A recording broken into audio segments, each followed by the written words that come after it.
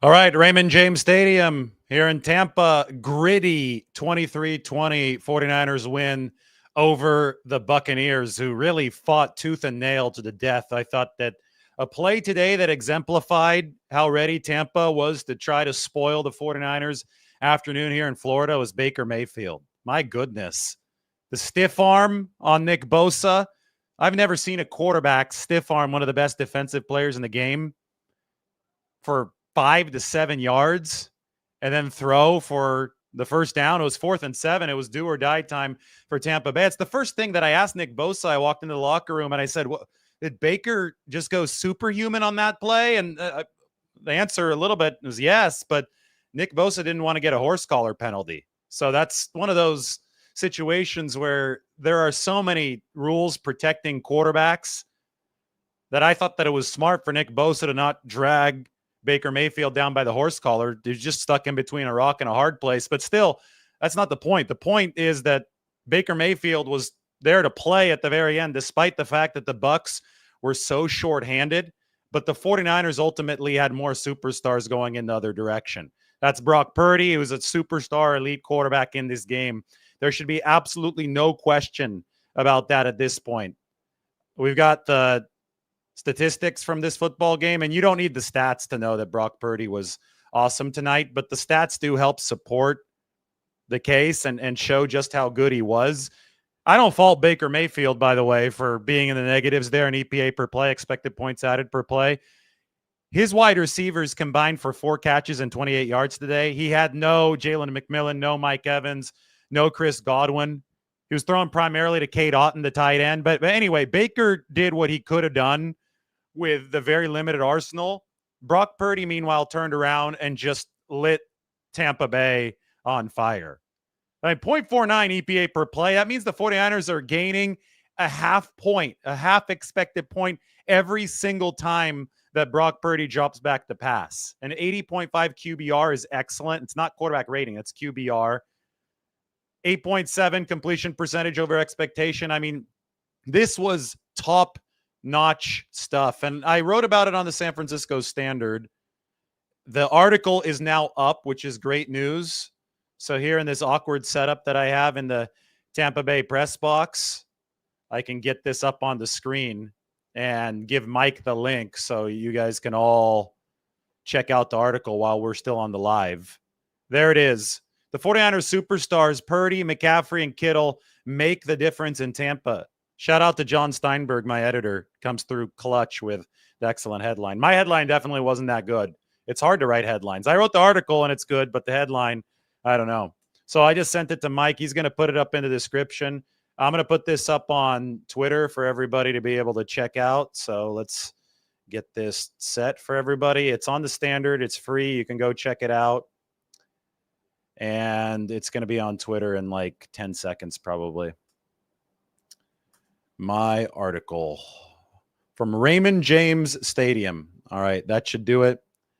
Let's post it. We just got the email saying that it's up as well. Perfect. There you go. So the 49ers superstars, Purdy, McCaffrey, and Kittle make the difference in Tampa. First things first, Brock Purdy, absolutely elite. I mean, top of the game elite. When things were not going well for the 49ers, and they weren't going well mainly because of special teams, what do we estimate? 16 points lost by special teams, 3 missed Jake Moody field goals, plus the muff punt where Darrell Luter Jr. got pushed back into Jacob Cowing. It's hard to blame that on Cowing. Shanahan blamed it on Luter. You just have to get out of the way of the punt returner. You know, the one in the Super Bowl for Darrell Luter Jr. was tough because, I mean, it's kind of a freak accident there. The ball hits his calf, and because of that, it's a muff punt, and the Chiefs get it. This one, though, he's not trying to avoid the ball. He needs to avoid his own return man. And because of that, because he didn't, it was a muff punt, and Tampa Bay got some life. So 16 points or so they got through 49ers special teams failures. But despite all of that chaos, despite the fact that the 49ers fell behind in the fourth quarter of this game, 17-13, Brock Purdy responded with an absolute vengeance. We can start with the stat line for Brock Purdy. I've got the game book here. 25 of 36, 353 yards, and a 119.3 rating. I showed you the EPA per play. He was adding half of an expected point every single time he dropped back. That is absolutely lethal efficiency. And to underscore how good Brock Purdy was today, let's start about talking about the play that's on the screen, photographed there. That's Christian McCaffrey running under a football that dropped down from the heavens. Brock Purdy threw that ball so high that if there had been more cloud cover on this sweltering Florida day, it could have brought down rain. And the reason he threw it so high was because the 49ers had busted a pass protection on the play. William Golston, who's one of the scarier defensive tackles in all football, combined with Vita Vea, who's going to be involved a little bit later as I continue talking about these amazing plays. But William Golston was unblocked. He had a free run at Brock Purdy.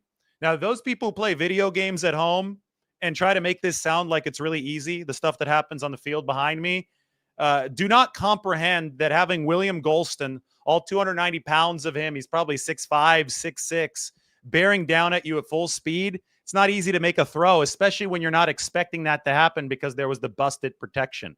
So Brock Purdy was going to throw to Christian McCaffrey. At least that was his idea. McCaffrey was running a double move. It was a move on the right side, and then he was going to sprint up down the sideline. But Purdy had to throw the ball early. He has to make a recalculation as William Golston is about to murder him.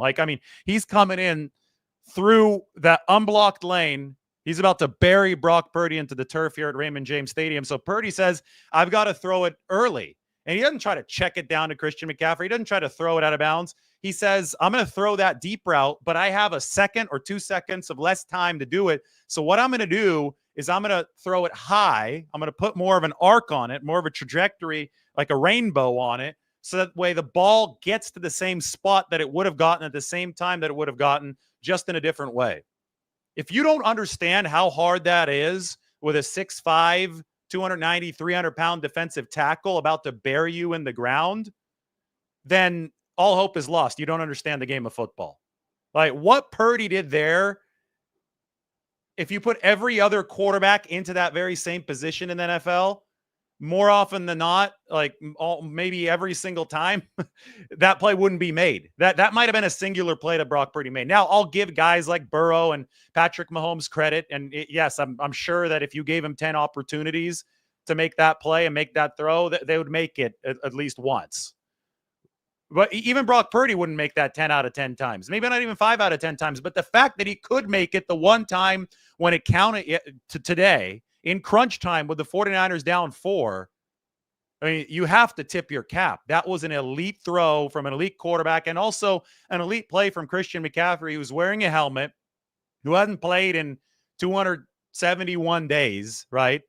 He's got his pads on in the fray for the first time in a really long time. To be able to locate that football is just exemplary stuff from Christian McCaffrey. You need an elite presence on both sides of that connection to make it work. And that didn't do it all for the 49ers, right? They're down 17-13. That was a 30-yard gain. It was huge, but they still needed to score the touchdown. So 4 plays later, Brock Purdy scrambles to his left because the Bucs had dropped 7 into coverage. So the pass rush wasn't great, but the coverage was really good. They doubled up Christian McCaffrey over the middle. George Kittle, he initially was supposed to take attention away from Christian McCaffrey.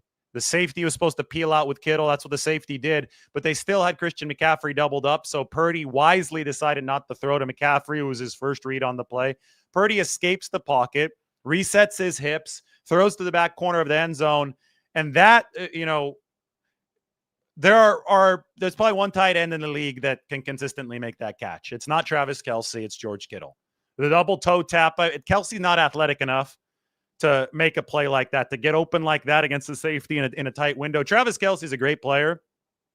And Patrick Mahomes and Travis Kelce have awesome chemistry, and they're extremely productive, and they've won these Super Bowls. I get it. But as far as sheer athleticism, to beat the safety, and then the coordination and the skill to not just have that safety beaten, but to also haul in that pass with 2 toes in bounds in the back corner of the end zone, that's what George Kittle brings you. And the football had to be there right on the money from Brock Purdy. So another elite connection. And I could say that Purdy is elite.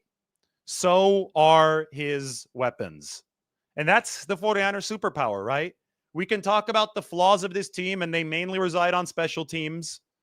But the strengths of this team are that they have Brock Purdy, they have Christian McCaffrey, they have George Kittle, they have Nick Bosa, they have Deebo Samuel, they have Fred Warner, and the opposition doesn't. They have Jauan Jennings. Let's add him to the mix as well. Jauan Jennings in his first game as the X wide receiver. They got the X, the Z, and the F, right? Jennings had previously been the F wide receiver. That's your third guy, the slot guy, if you will. Jauan Jennings in his first game as the 49ers X wide receiver, which is Brandon Ayuk's role, but Ayuk is obviously hurt, and you have Deebo Samuel at the Z and Chris Conley, the backup X, not available. So Jennings had to slide over to the X. Was, I thought, a sensational performance. He puts the 49ers into position to kick that final field goal, which Jake Moody didn't make by much. I mean, you had to get as close as you could. It was a 44-yarder, but the catch and run from Jennings gets the 49ers in position. They targeted him 11 times. He had 7 catches for 90-something yards in this game. Let me get the exact numbers. I have the box score here for the 49ers. Jauan Jennings, 7 catches, 93 yards. Big 30-yard reception. Huge for San Francisco. But he's playing that X position for the first time, and that's not easy. That's a focal point position in the offense. Keep in mind that Jennings, this is not the first time that he has shown that he can dominate a game when he's in a new role. And that's a credit to Jauan. It's a credit to Kyle Shanahan. It's a credit to Brock Purdy. It's a team sport. But against the Rams, Deebo Samuel was out in week 3. So Jennings moved from the F to the Z, and he put up, close to 300 yards against the Rams. Completely dominant performance. Greatest 49ers receiving showing since Jerry Rice was around. Today wasn't as prolific statistically, but Jauan Jennings, I mean, the fact that the 49ers were able to bring him in at less than $10 million a year over this offseason, I mean, you talk about undervalued contract for Jauan Jennings. It's unfortunate for him because he didn't have a chance to showcase his skills up until now. And it's unfortunate that it came to be this way due to injury to Deebo Samuel in week 3 and out injury to Brandon Ayuk for the season. But Jauan Jennings is shining. Regardless of how he got the opportunity, he is absolutely seizing it. I think he might even be a better separator than Brandon Ayuk, although it's close. Kyle Shanahan in the past had said that Jennings is the best separator on the team, and that was back when Brandon Ayuk was healthy. But the mentality that he brings to the game and the dependability that he showcases every single time that the football goes his direction, I mean, he's got the dog in him. You know, we could say that is something special. And we talk about the 49ers needing to pick up slack from Jauan Jennings, from Brandon Ayuk's injury. Take a look at this. These are the updated rankings in the NFL, or the updated graph that shows us offense and defense. Offense is across the x-axis and defense is across the y-axis. So you want to be further to the right and further up to the top. The 49ers offense is doing really well. Only Detroit, Buffalo, Washington, and Baltimore are ranked higher than the 49ers offense.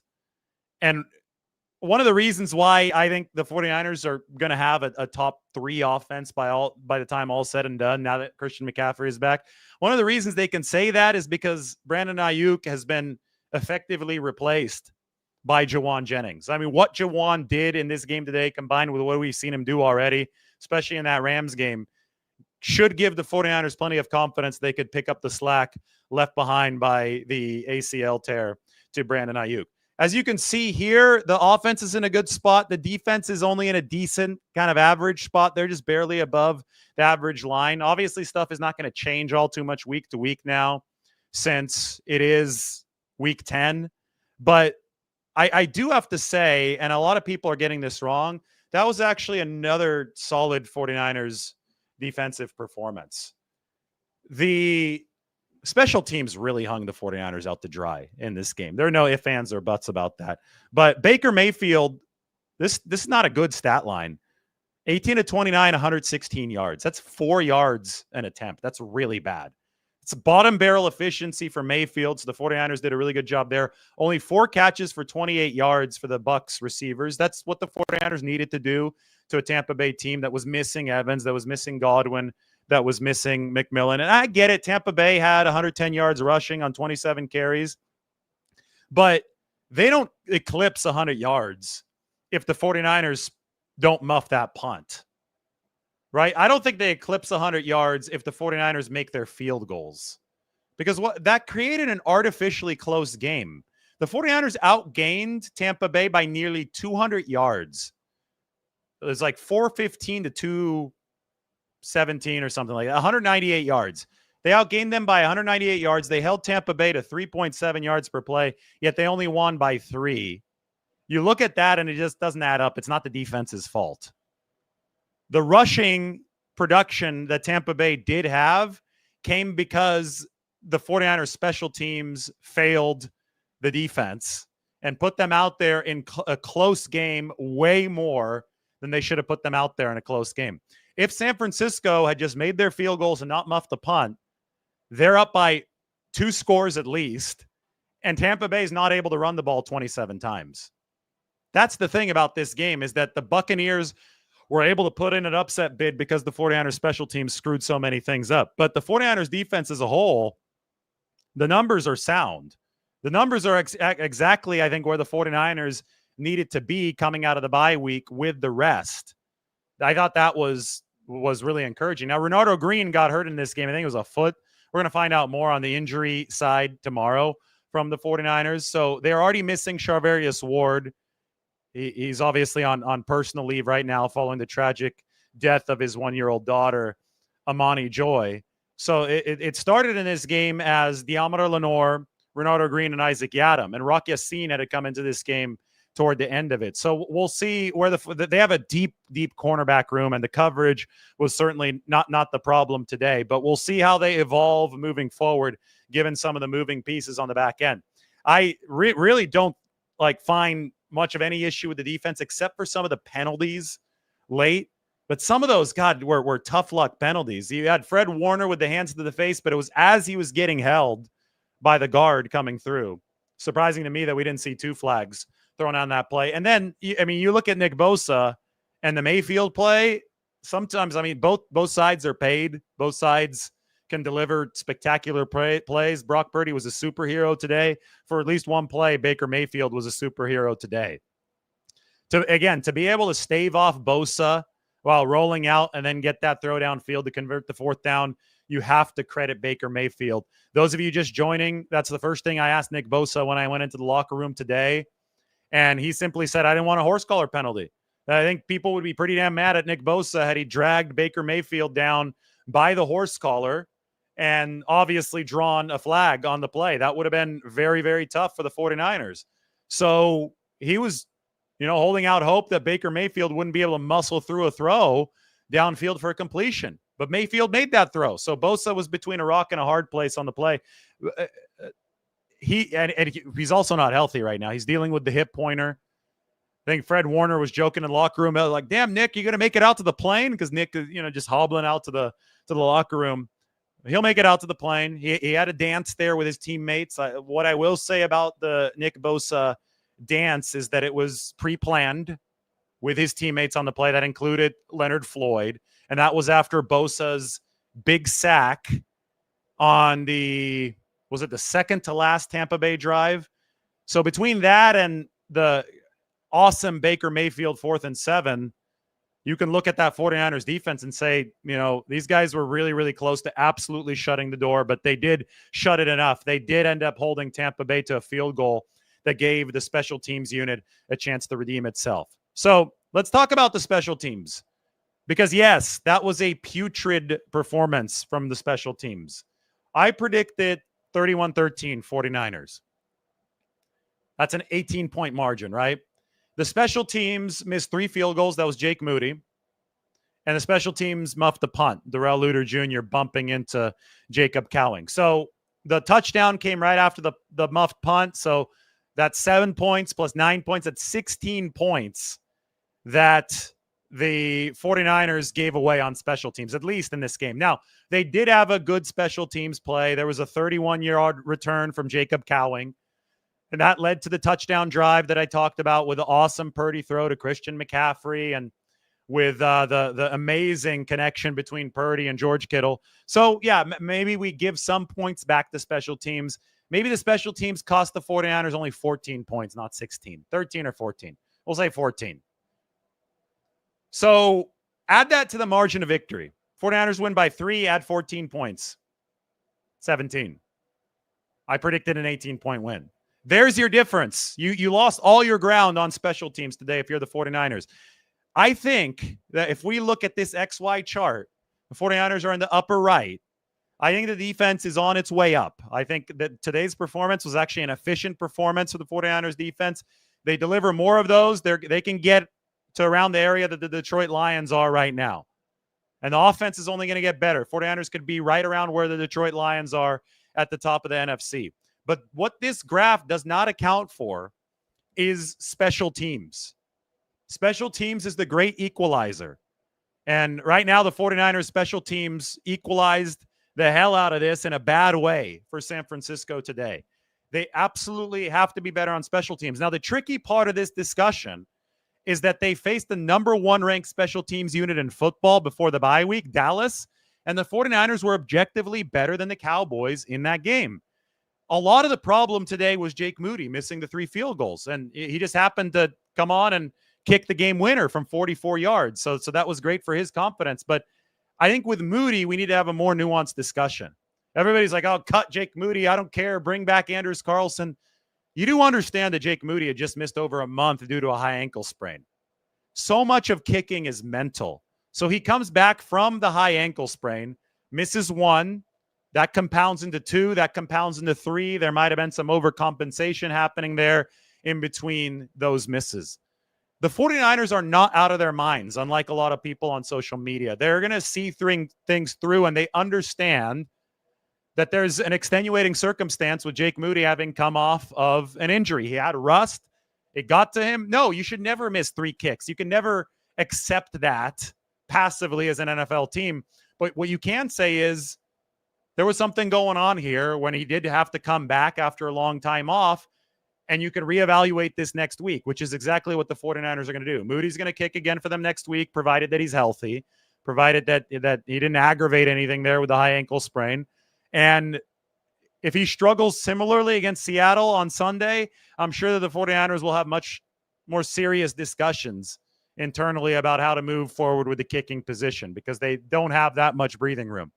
But they definitely had some breathing room today because that's why they won the game despite Jake Moody's struggles. Despite those struggles, the 49ers had the superstars, and this is up on the San Francisco Standard, to deliver the 23-20 win over the Tampa Bay Buccaneers. Go ahead and check out the link. I have it tweeted out, so it's at Lombardi himself on Twitter. If you're watching on Twitter, you can go to the YouTube channel, subscribe there, and go and check out the article, the 49ers superstars, Purdy, McCaffrey, Kittle, make the difference in Tampa Bay. And we're close to being able to add Jauan Jennings to that list of superstars as well. But Purdy's one of the best in the game. McCaffrey's one of the best in the game. Kittle's one of the best in the game. Hell, even Deebo Samuel had some plays today, 5 catches, 62 yards. Now, that was the very controversial incident, right? Deebo Samuel shoved Tabor Pepper, the 49ers long snapper, and he also made contact with Jake Moody while he was doing that. Deebo said in the locker room it was out of character for him, that he got heated. He was trying to talk to Jake Moody, obviously some pointed words after the kicker's 3rd miss of the day. I totally understand the 49ers offense and defense. I totally understand superstars, especially on offense, because that's been carrying this football team, getting annoyed that the special teams gave up 16 damn points to the Tampa Bay Buccaneers. Does Deebo Samuel have to do a better job keeping his frustration in check? Absolutely. You can't get physical with teammates on the sideline like that. It just can't. Can't have too much of that happening. But Kyle Shanahan said that brothers scuffle a little bit. If it hasn't been fixed yet, we'll fix it on the plane.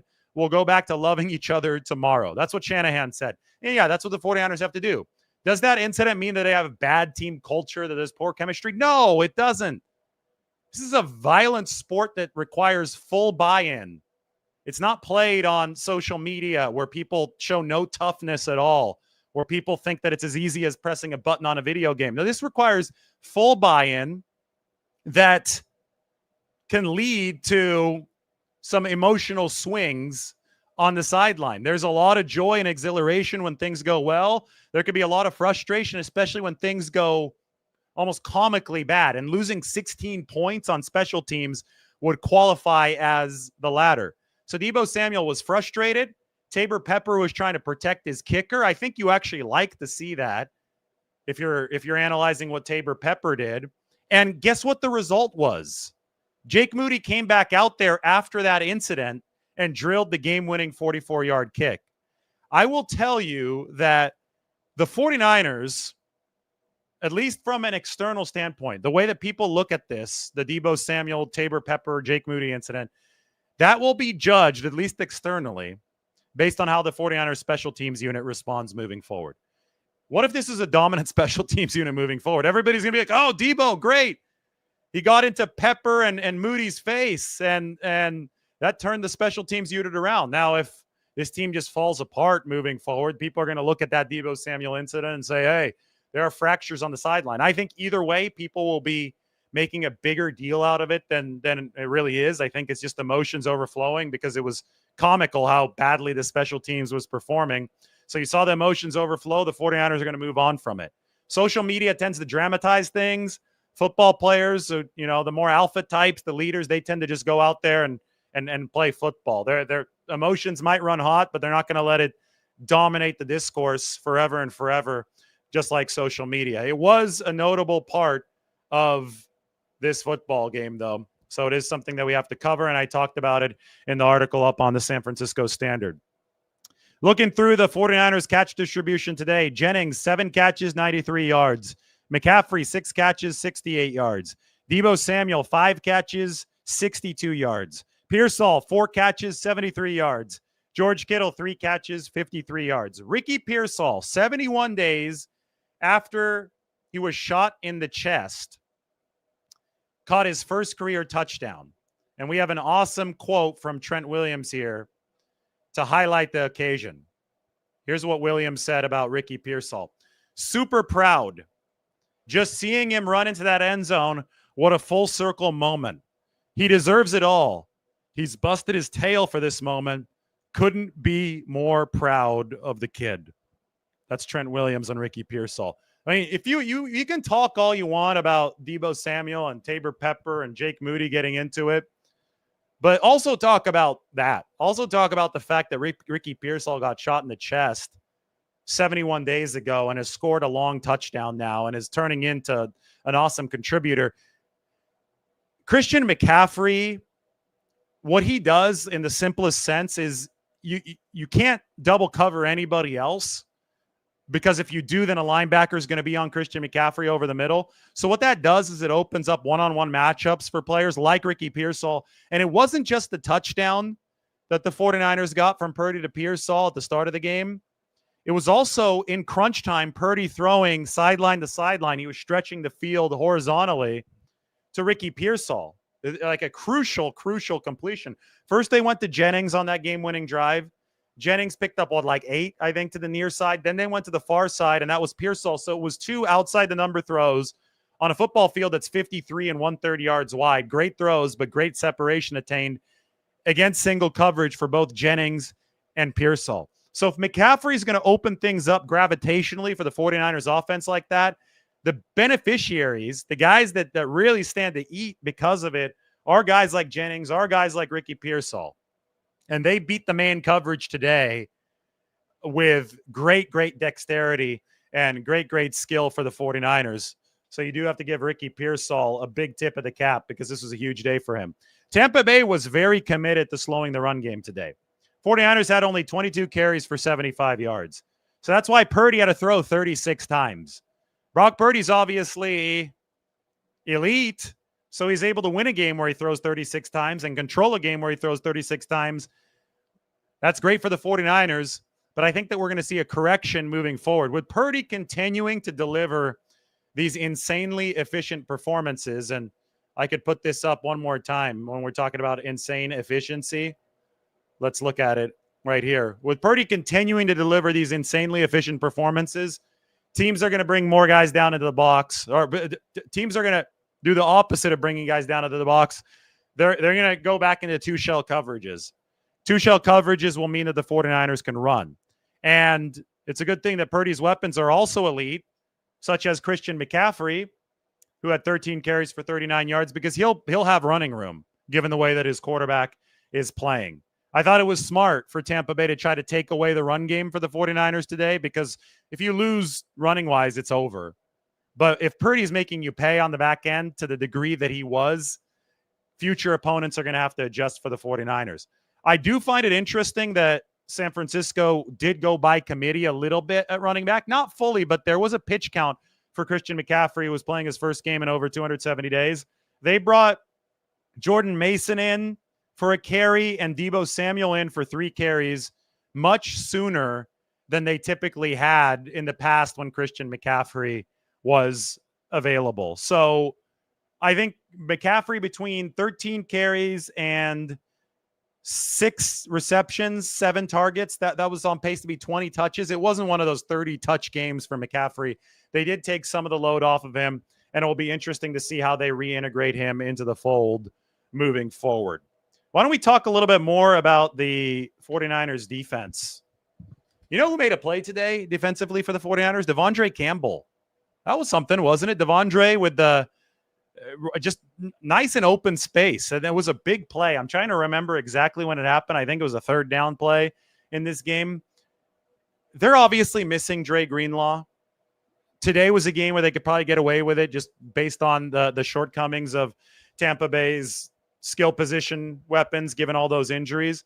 But I do think you have to give Campbell credit. This was a 7-tackle performance, just behind Fred Warner with the 9 tackles. He was good. Jair Brown was a very big force in this game as well. Cade Otton, the Tampa tight end, the offense was running through Otton, Cade Otton, Mayfield to Otton, Mayfield to Otton, Mayfield to Otton, until Jair Brown got a couple pass breakups in on Cade Otton. And then Tampa just stopped going in that direction because mainly the 49ers special teams kept that game close. Jair was joking after the game. He said, I was a little bit bored. They weren't going to me. And you could blame the Niners special teams for that because Tampa Bay was able to run. Yes. But I do think that this was a good game for Jair Brown in as far as his pass coverage went to shut down the one weapon that Tampa Bay was going to use most often in this football game, and that was Cade Otton, the tight end. Leonard Floyd, who got in that dance with Nick Bosa in the 4th quarter, he had a big pressure in this game, a couple big pressures in this game. I'm looking at the sack totals for San Francisco. They have one for Malik Collins. I got to talk about him. He's still in the top 5 in pass rush win rate. This is a guy they picked up for a 7th-round pick who had a sack today. He cleaned up Leonard Floyd's initial pressure. And again, he's amongst the top 5 defensive tackles, and he now has 4 sacks on the season. His career high was 5. 49ers picked up Collins for a 7th-rounder. They needed him today, especially with Nick Bosa really struggling with that hip pointer. But it was a gutsy performance for Nick Bosa to disrupt the way that he did and pick up that big sack for San Francisco later on. They did not need to use Tashawn Gibson. Malik Mustafa ended up playing 7 tackles for Malik Mustafa on the day. Anyway, it's time to talk big picture before Sunday Night Football starts here. The 49ers are 5-4. The Arizona Cardinals won today, so they're still in first place. So the 49ers behind Arizona. They get to play Arizona one more time. That's going to be the season finale. The longer this stretches out, the more important that season finale is shaping up to be. We get it. But it's not really time to scoreboard watch just yet. We're still in week 10, moving on to week 11. Right now, it's time for the 49ers to find a way to click with complementary football in all phases of the game. Today was extremely encouraging for the 49ers because both the offense and the defense delivered. What wasn't encouraging was the fact that special teams is still ruining this graph. Special teams just needs to move to average. Average. They don't need to be good. They need to be average. Well, maybe one missed kick a game and no muff punts a game. Hell, if you have to play punt safe and not have a returner back there, that's fine. The offense and Brock Purdy and McCaffrey and those guys are good enough to where the 49ers don't need to return a single punt. They could still win games. You just can't have the muff that ruins games. So the big picture for the 49ers is make the special teams mediocre. And then this is a team that, again, you see it here. Look at the tiers. They're diagonal tiers. 49ers get a little bit better, and they definitely did today. They're in the top tier of football.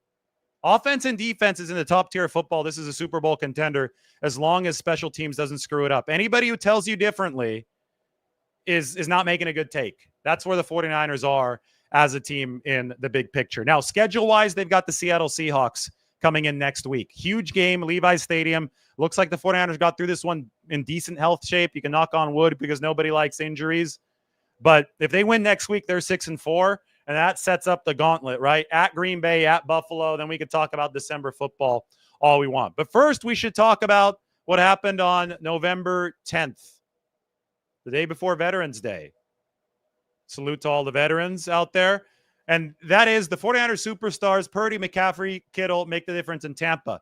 Right now, you should go to the San Francisco Standard, click on the link, subscribe to the YouTube, go to the YouTube if you're not watching on YouTube, click on the link if you're watching on Twitter, go read that article because it's going to tell you all about that amazing play that Brock Purdy made throwing to Christian McCaffrey. It took a lot of recalculation on the fly, and then it's going to tell you all about the amazing play that Brock Purdy made throwing to George Kittle in the back half of the end zone, just 4 plays after the one to Christian McCaffrey. They had superstars on both ends. Purdy, McCaffrey, George Kittle. They delivered for the 49ers. I wrote about it on the San Francisco Standard. San Francisco is 5-4. That was a grimy win. Defense did what it had to do. The offense was supercharged when it had to be supercharged. They got to get a little bit better in the red zone, but I think that will come. And hey, when Purdy found George Kittle, I think that counts as a red zone score. That's superstars pushing you forward in the tightest of spaces at the end of the game. So that's it here from Tampa. I think I led you up to Sunday Night Football with perfect timing. Everybody go sign up, subscribe, do what you need to do. The 49ers have beaten the Buccaneers 23-20.